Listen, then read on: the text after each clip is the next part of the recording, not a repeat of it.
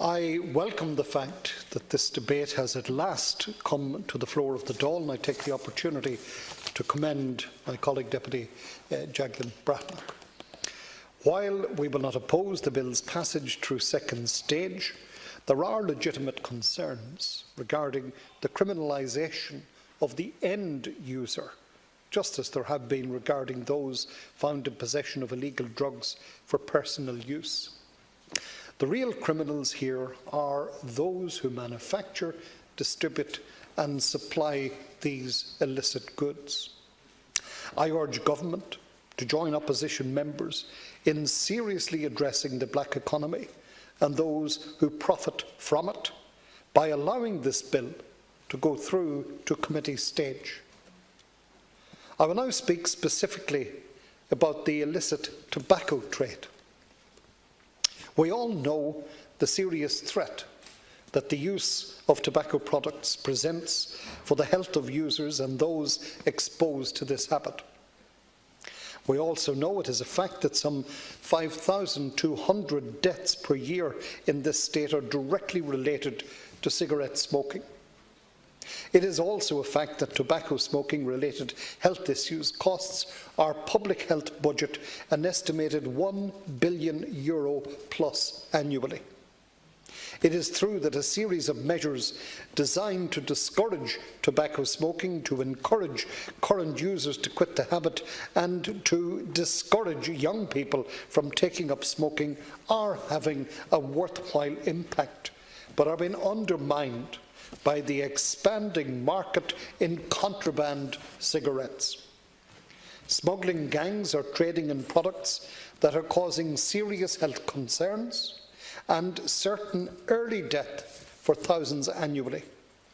Smuggling gangs are undermining legislators' efforts to curtail cigarette smoking by offering these killer products at a significantly lower cost than the legally marketed products sold through recognised retail outlets. Smuggling gangs are costing the Exchequer an estimated $210 million annually, contributing negatively to our collective capacity to see the return and development of our public services, including our acute hospital and community-based healthcare services. I acknowledge the efforts to date of the Revenue Commissioners, An Garda Síochána and others seeking to confront and eliminate this illicit trade. So I urge government and all parties in our further consideration of this bill to give the lead in a European Union-sponsored clampdown on this nefarious trade. It won't be done on the island of Ireland alone. I urge government to note that this clampdown must include an investigation of the potential involvement of legitimate cigarette manufacturers in facilitating this illegal smuggling business, and if links are established, to apply the most serious penalties to be enforced in each affected jurisdiction. To introduce further legislation to bring in heavy fines on conviction arising from involvement in cigarette smuggling into this state, and including involvement with these criminal gangs in any and every role. To promote and secure cooperation between the relevant customs and excise and police services across the suspected supply lines, and to target where possible those who are the primary beneficiaries.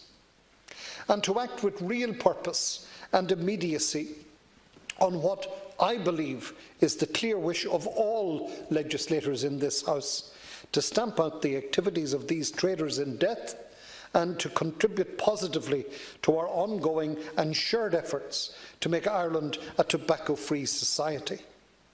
This bill deserves further and careful consideration.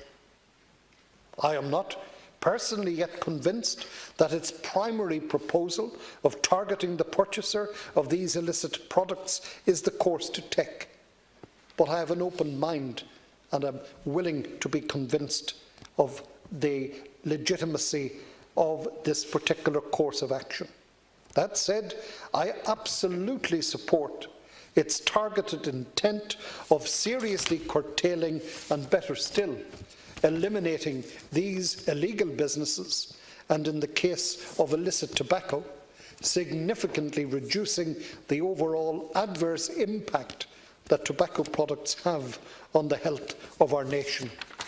I encourage the Minister and Government to support the passage of this bill to committee stage when further careful consideration can help ensure, perhaps, that we will have a bill that we can all support and that will deliver on the clear intent of its author and those of us who support the core proposition, the core thoughts behind it. So I leave it at that.